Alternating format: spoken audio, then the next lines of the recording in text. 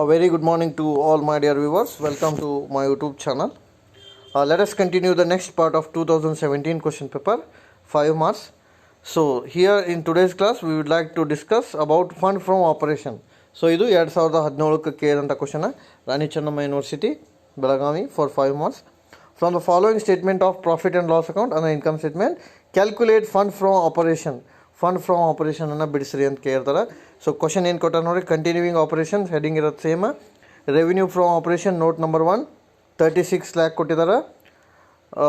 Other income note number 2 60,000 ಕೊಟ್ಟಾರ. So total revenue ಎಷ್ಟಾಯ್ತು ರೀ? 36,60,000 ಆಯಿತು. ಆಮೇಲೆ ಸೆಕೆಂಡ್ ಎಕ್ಸ್ಪೆನ್ಸಸ್ ಪಾರ್ಟ್ ಕೊಟ್ಟಾರ. ಎಕ್ಸ್ಪೆನ್ಸ್ ಒಳಗೆ number 1 cost of material consume ಅಂದರೆ ಕಾಸ್ಟ್ ಆಫ್ ಸೇಲ್ಸ್ 18 lakh ಇದೆ. Number 2 employee benefit cost 3 lakh ಇದೆ. ನಂಬರ್ 3 ಡೆಪ್ರಿಷಿಯೇಷನ್ 2 lakh ಇದೆ. Number 4 other expenses 1,24,000. So total expense ಎಷ್ಟೈತೆ ರೀ? 24,24,000.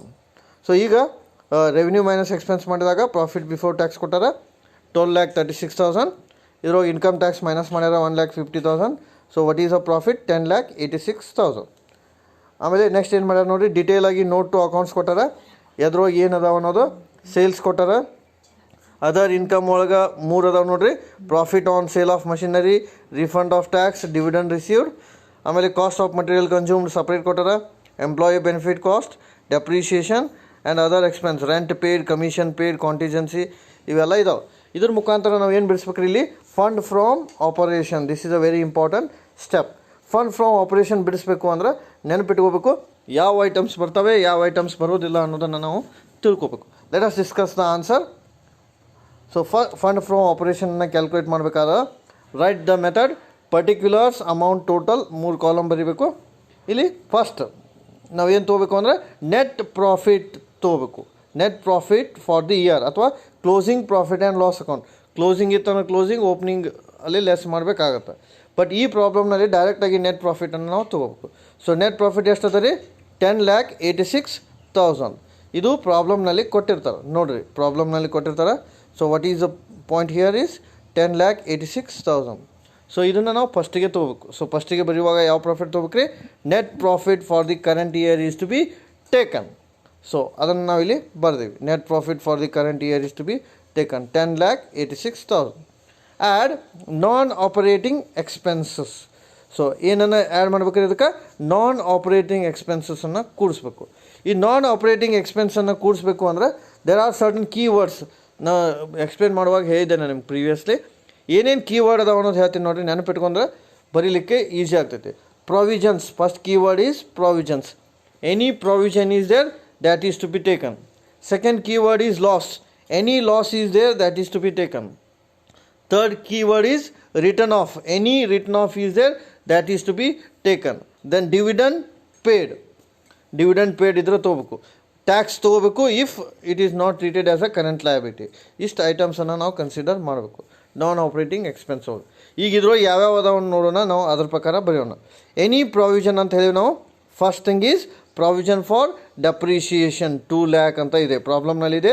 Provision for depreciation 2 lakh. So I will show it. Provision for depreciation 2 lakh. So this is given in the note to account. Provision for depreciation 2 lakh. So ಹಂಗಾಗಿ first point provision for ಡೆಪ್ರಿಷಿಯೇಷನ್ನ 2 lakh ತೊಗೊಂಡಿವಿ ನಾವು. ಇಲ್ಲ ಐತೆ ನೋಡಿ, ಇದು ಮೊದಲೇ point. ಎರಡನೇ ಪಾಯಿಂಟ್ ನೋಡಿ, ಎನಿ ಪ್ರಾವಿಷನ್ ಅಂದರೆ ಪ್ರಾವಿಷನ್ಗೆ ಸಂಬಂಧಪಟ್ಟಂಗೆ ಎಲ್ಲ ಒಂದು ಕಡೆ ಬರ್ಕೋಬೇಕು. Provision for tax 1,50,000. So provision for tax 1,50,000 ನಾವು ತೊಗೊಂಡಿವಿ. ಯಾಕಿಂತ ತೊಗೋತೀವಿ ಅಂದರೆ ಈ ಪ್ರಾಬ್ಲಮ್ ಆಗಿ ನೋಟ್ ಬರೀಬೇಕು ನಾವು ಲಾಸ್ಟಿಗೆ. It is treated as a non current liability ಅಂತ. ಹಾಗಾಗಿ ನಾವು ಅದನ್ನು ಅಲ್ಲಿ ಬರಿಬೋದು, ಪ್ರಾವಿಷನ್ ಫಾರ್ ಟ್ಯಾಕ್ಸನ್ನು. ಹಾಗಾಗಿ ಎರಡನೇದು ತೊಗೊಂಡಿವಿ. ಏನು ತೊಗೊಂಡಿವಿ ರೀ? Provision for tax. ಮೊದಲೇದು ಡೆಪ್ರಿಷಿಯೇಷನ್, ಪ್ರಾವಿಷನ್ ಫಾರ್ ಡೆಪ್ರಿಷಿಯೇಷನ್. ಎರಡನೇದು ಪ್ರಾವಿಷನ್ ಫಾರ್ ಟ್ಯಾಕ್ಸ್. ನಾವು ಮೂರನೇದು ಪ್ರಾವಿಷನ್ ಫಾರ್ ಕಾಂಟಿಜೆನ್ಸಿ 10,000 ಅಂತ ಇದೆ ಪ್ರಾಬ್ಲಮ್ನಲ್ಲಿ, ಅದು ಕೂಡ ಕೊಟ್ಟಾರ. ಇಲ್ಲೈತೆ ನೋಡಿರಿ, ಅದರ್ ಎಕ್ಸ್ಪೆನ್ಸ್ ಒಳಗೆ ಪ್ರಾವಿಷನ್ ಫಾರ್ ಕಾಂಟಿಜೆನ್ಸಿ ಅಂತ ಇದೆ ನೋಡಿ, 10,000 ಪ್ರಾವಿಷನ್ ಫಾರ್ ಕಾಂಟಿಜೆನ್ಸಿ. ನೋಡಿ ಏನೇನೈತಿ ಇಲ್ಲಿ? ಪ್ರಾವಿಷನ್ ಫಾರ್ ಡೆಪ್ರಿಷಿಯೇಷನ್ 2 lakh ಇದೆ. ಪ್ರಾವಿಷನ್ ಫಾರ್ ಟ್ಯಾಕ್ಸೇಷನ್ 1,50,000 ಇದೆ. ಪ್ರಾವಿಷನ್ ಫಾರ್ ಕಾಂಟಿಜೆನ್ಸಿ 10,000 ಇದೆ. ಅಂದರೆ ಈ 3 ಪ್ರಾವಿಷನ್ಸನ್ನು ನಾವು ತೊಗೊಂಡೀವಿ ಇಲ್ಲಿಗೆ. ಓಕೆ, ಸೊ 3 ಪ್ರಾವಿಷನನ್ನು ನಾವು ಇಲ್ಲಿ ಬರ್ದೀವಿ.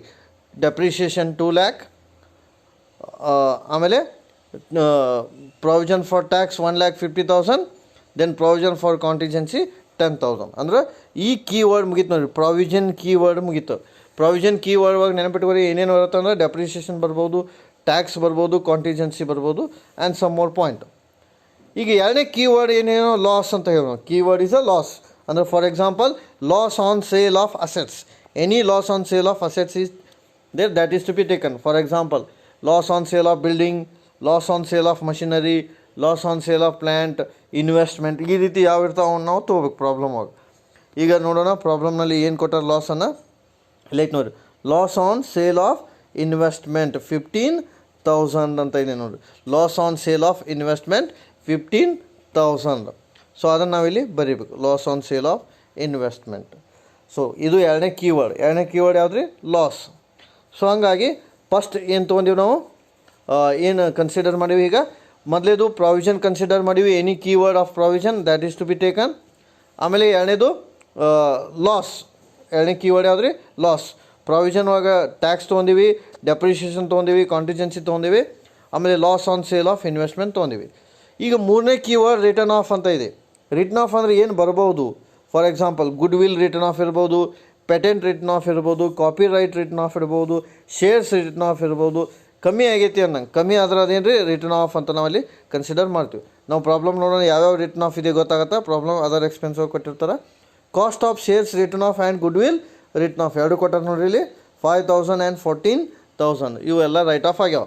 ಸೊ ಏನೇನು ರೈಟ್ ಆಫ್ ಆಗ್ಯಾವ ನೋಡ್ರಿ ಇಲ್ಲಿ, shares written off and goodwill written off. Shares written off 5,000, goodwill written off 40,000. So ನೋಡಿರಿ ಏನೇನು ತೊಗೊಂಡಿವಿ ನಾವು ಎಕ್ಸ್ಪೆನ್ಸಸ್. ಮೊದಲೇದು ಪ್ರಾವಿಷನ್ ಫಾರ್ ಡೆಪ್ರಿಷಿಯೇಷನ್ 2 lakh ತೊಗೊಂಡಿವಿ. ಎರಡನೇದು ಪ್ರಾವಿಷನ್ ಫಾರ್ ಟ್ಯಾಕ್ಸ್ 1,50,000 ತೊಗೊಂಡಿವಿ. ಮೂರನೇದು ಪ್ರಾವಿಷನ್ ಫಾರ್ ಕಾಂಟಿಜೆನ್ಸಿ 10,000 ತೊಗೊಂಡಿವಿ. ನಾಲ್ಕನೇದು loss on sale of investment 15,000 ತೊಗೊಂಡಿವಿ. ಐದನೇದು ಶೇರ್ಸ್ ರಿಟರ್ನ್ ಆಫ್ 5,000 ತೊಗೊಂಡಿವಿ. ಆರನೇದು ಗುಡ್ ವಿಲ್ ರಿಟರ್ನ್ ಆಫ್ 14,000 ತೊಗೊಂಡಿವಿ. So all non operating expenses taken. So ಅಷ್ಟು ಕೂಡಿಸಿದಾಗ ಎಷ್ಟು ಬಂತು ನೋಡ್ರಿ ಇಲ್ಲಿ, 3,94,000 ಬಂತು ಎಕ್ಸ್ಪೆನ್ಸಸ್. ಸೊ 3,94,000 ಬರ್ತೈತಿ.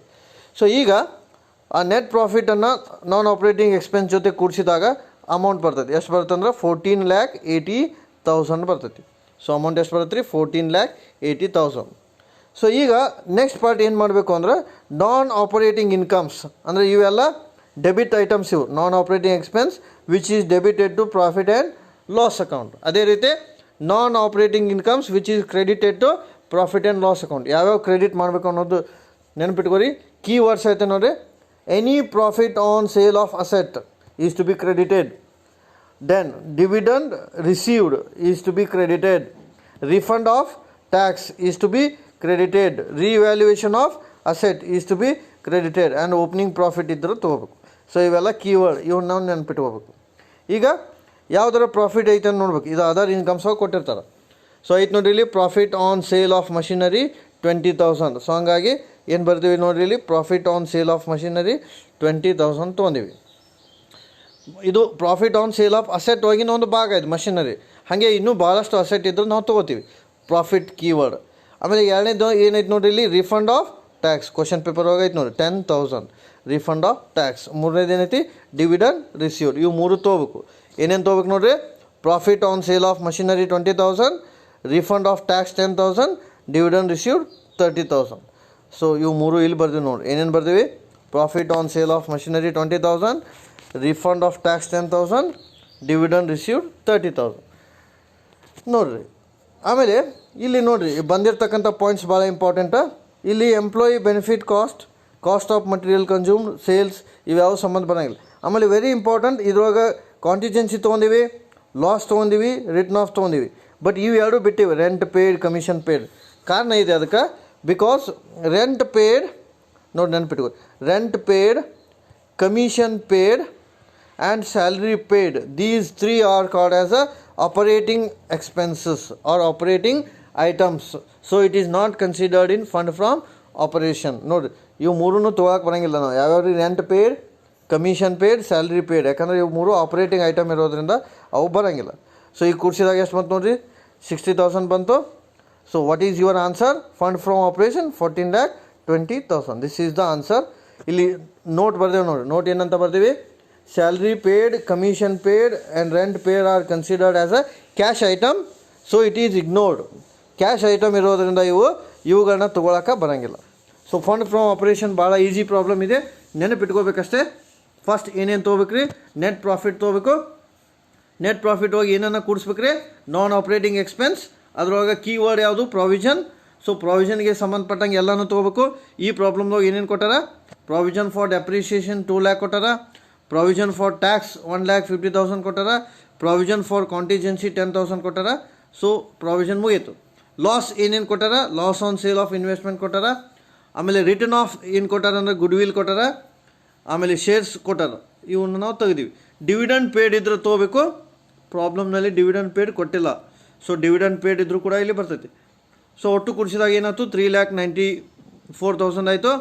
ಸೊ ಎಕ್ಸ್ಪೆನ್ಸ್ ಅಂತ ಇದನ್ನು ಕೂಡಿಸಿದ್ರೆ 14,80,000 ಆಯಿತು. ಇದ್ರೊಳಗೆ ನಾವು ಏನನ್ನ ಮೈನಸ್ ಮಾಡೀವಿ ನಾವೀಗ, ಇನ್ಕಮ್ ಒಳಗೆ ಒಂದೇದು profit on sale of machinery 20,000, ಆಮೇಲೆ refund of tax 10,000, then dividend 30,000. So total ಎಷ್ಟು ಬಂತು, 60,000 ಬಂತು. ಆಮೇಲೆ ಅಮೌಂಟ್ ಮೈನಸ್ ಮಾಡಿದಾಗ ಏನು ಬಂತು, ಫಂಡ್ ಫ್ರಮ್ ಆಪರೇಷನ್ 14,20,000. ಈ ಪ್ರಾಬ್ಲಮ್ನಲ್ಲಿ ಮುಖ್ಯವಾಗಿ ನೆನ್ಪಿಟ್ಕೋಬೇಕಾಗಿರೋದು rent paid, commission paid and salary paid. These 3 items are ignored because these 3 are called as a operating items. ಅದ್ರ ಜೊತೆ ಇನ್ನೊಂದು ಇಲ್ಲಿ ಕೀ ನೋಟ್ ಬರೀಬೇಕು. ನೋಟ್ ಏನು ಅಂದ್ರೆ ಇಲ್ಲಿ ನಾವು ತೊಗೊಂಡೀವಿ ನೋಡಿರಿ, ಪ್ರಾವಿಷನ್ ಫಾರ್ ಟ್ಯಾಕ್ಸ್. ಇದನ್ನು ನಾವು ನಾನ್ ಆಪರೇಟಿಂಗ್ ಎಕ್ಸ್ಪೆನ್ಸ್ ಅಂತ ಟ್ರೀಟ್ ಮಾಡಿವಿ. ನೋಟ್ ಏನು ಅಂದ್ರೆ, in this problem it is treated as a non-current liability. It is treated as a non-current liability, so it is added here. ಒಂದು ವೇಳೆ ಇದು ನಾನ್ ಕರೆಂಟ್ ಲಯಬಿಲಿಟಿ ಅಂತ ತೊಗೊಂಡಿವಿ ಅಂದ್ರೆ ನಾವು ಫಂಡ್ ಫ್ಲೋ ಸ್ಟೇಟ್ಮೆಂಟ್ ಬಿಡಿಸುವಾಗ ಇದನ್ನು ನಾವು ಏನು ಬರೀಬೇಕು ರೀ, ಅಪ್ಲಿಕೇಶನ್ ಆಫ್ ಫಂಡ್ ಒಳಗೆ ಬರೀಬೇಕು. ಅಪ್ಲಿಕೇಶನ್ ಆಫ್ ಫಂಡ್ ಒಳಗೆ ಬರೀಬೇಕು ಟ್ಯಾಕ್ಸನ್ನು. ಬಟ್ ನಾವು ಕರೆಂಟ್ ಲಯಬಿಲಿಟಿ ಅಂತ ಟ್ರೀಟ್ ಮಾಡಿದ್ದೀವಿ ಅಂದ್ರೆ ಅದು ಇಲ್ಲಿ ಬರೋಂಗಿಲ್ಲ. ಪ್ರಾವಿಷನ್ ಫಾರ್ ಟ್ಯಾಕ್ಸ್ ಇನ್ನೊಂದು ತೆಗಿಬೇಕಾಗತ್ತೆ. ನಾವು ಕರೆಂಟ್ ಲಯಬಿಲಿಟಿ ಅಂತ ತೆಗೆದು schedule of changes in working capital ಒಳಗೆ ಅಡ್ಜಸ್ಟ್ ಮಾಡಬೇಕು. ಎರಡೂ ನಡೀತಾವ ಮ್ಯಾನೇಜ್ಮೆಂಟ್ ಅಕೌಂಟ್ ಒಳಗೆ. ಸೊ ಹಂಗಾಗಿ ಇದು ಏನು ರೀ, fund from operation. Net profit, non operating expense is to be added, non operating income is to be deducted. So you are getting the answer 14,20,000. This is about 2017 question paper, fund from operation. ನೋಡಿ ನೆನಪಿಟ್ಕೋರಿ, ಇಲ್ಲಿ ಏನು first net profit ತೊಗೊಂಡಿವಿ, non operating ಎಕ್ಸ್ಪೆನ್ಸಸ್ಸನ್ನು ಕೂಡಿಸಿದ್ದೀವಿ. ನಾನ್ operating expense keyword ಏನಂದ್ರೆ any provisions, ಆಮೇಲೆ any loss on sale of asset, any return of. ಇವು ನಾವು ನೆನ್ಪಿಟ್ಕೋ. ಪ್ರಾವಿಷನ್ 3 ಅದಾವ, ಡೆಪ್ರಿಷಿಯೇಷನ್, ಕಾಂಟಿಜೆನ್ಸಿ, ಆಮೇಲೆ ಟ್ಯಾಕ್ಸ್. ಇವು 3 ಪ್ರಾವಿಷನ್ ಬರ್ತಾವೆ. ಆಮೇಲೆ ಗುಡ್ ವಿಲ್ ರಿಟರ್ನ್ ಆಫ್ ಒಂದೈತಿ, ಆಮೇಲೆ ಶೇರ್ಸ್ ರಿಟರ್ನ್ ಆಫ್ ಒಂದೈತಿ, but loss on sale of investment ಒಂದೈತಿ. ಓಕೆ, ಸೊ ಅವನ್ನ ನಾವು ಕನ್ಸಿಡರ್ ಮಾಡಿ ಬೆಳೆಸಿವಿ. So this is the answer. 10,86,000. Add number 1, 2 lakh depreciation, tax 1,50,000, contingency 10,000, loss on sale of investment 15,000, return of 5,000, goodwill, shares return of 5,000 and goodwill 14,000. ಕೂಡಿಸಿದಾಗ 14,80,000 ಬಂತು. ಇದ್ರೊಳಗೆ less ಏನು ಮಾಡೀವಿ, loss on sale of investment machinery 20,000, refund of tax 10,000, dividend 30,000. So the answer is 14,20,000. And this is very important point. Rent paid, commission paid and salary paid are cash item. So these are not taken. So this is about 2017 question paper of 5 marks, that is fund from operation. Remaining I will discuss in next class.